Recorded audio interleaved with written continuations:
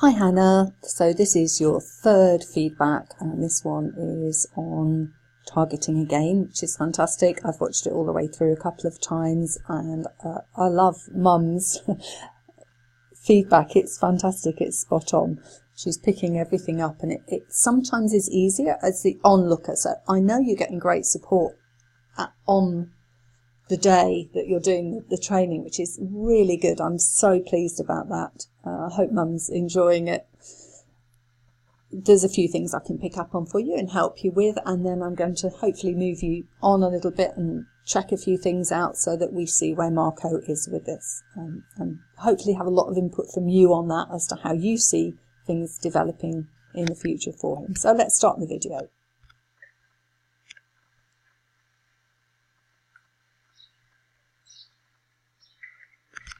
Lovely. I know Mum did ask you to keep your arm still, your left arm still, until you made the sound.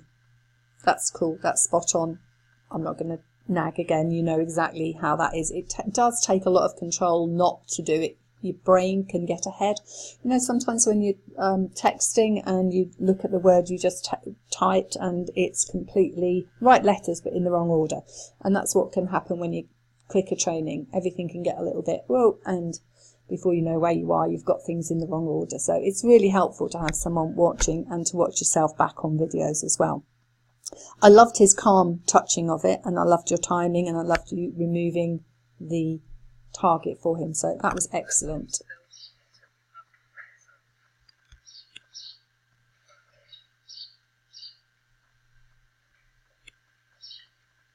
Okay, I'm going to ask, and I think it's probably a timing issue, why you didn't reinforce him for that one.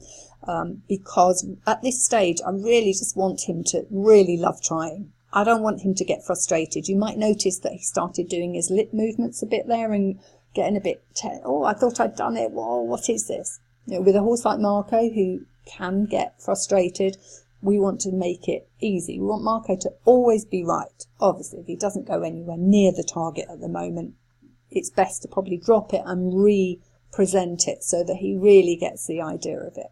But I would have clicked, made you a bridge signal on that first attempt.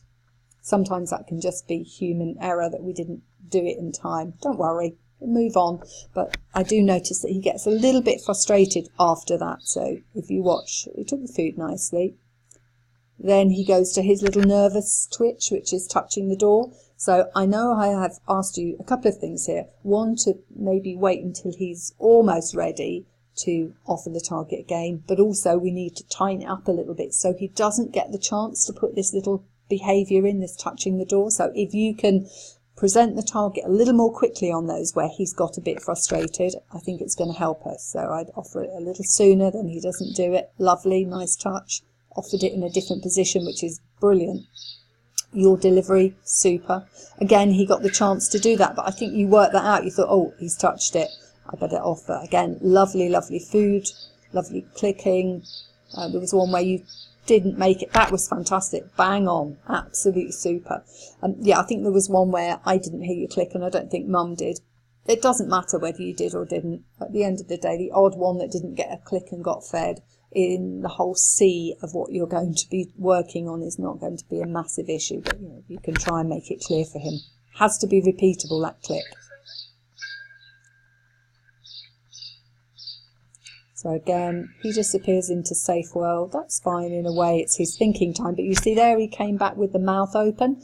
We want him to touch it with the top of his lip if we can, rather than think he has to bite it, because he has a behavioural tendency to bite things. We want this. This is not a bite thing. We're never going to bite the target. The target is a lovely, friendly thing that brings food. Do not bite it or you will not get a click.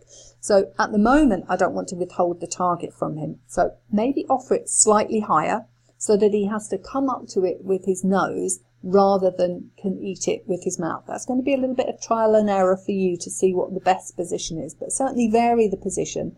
If he gets frustrated, make that the last one, go away, come back again, all calm and start again.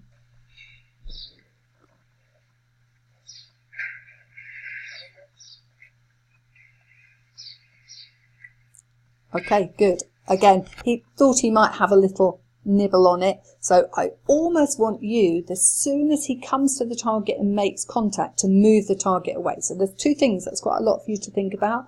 That is, offer the target in a different place so that he can raise his nose to touch the target. And as soon as he has touched it, if you do a lower one to the side, move it away so he doesn't get the chance to put that mouthy behaviour into it. We're trying to break him of those sorts of behaviours, okay? But again, really nice food delivery. And I'm assuming that you are offering him a finish signal, whether that just be take the bag off, take myself away and go away. But I hope you are, because that's really important. Okay, the next thing I want to think about for you is, does he know what the clicker sound is?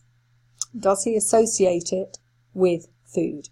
And I'm going to send you a separate video on that. It's one that I use with people all the time. And basically you will maybe be outside his stable sweeping or doing something unrelated to training. Hopefully he'll be eating his hay and being chilled, that sort of situation. And you will use your signal, your tongue click, and you will be watching him. If you can't watch him, get mum to watch him from a distance. Filming it would be great, but nevertheless we want to see if he has any reaction. I mean, the best reaction would be that he shoots his head over the door and goes, "Oh, did you just click?" I think that's unlikely at this stage yet, but I just think it's important for the handler to understand in this training. Sometimes things that we think are understood are not. And so I still want you to be pairing the food with the click. So as well as the target training, I want you to do at least one session in each little group of sessions that you do with him. I want one session on my contract to you, I'll click, I'll feed you. My contract to you, I'll click, I'll feed you. Hands by your side so that he doesn't see anything.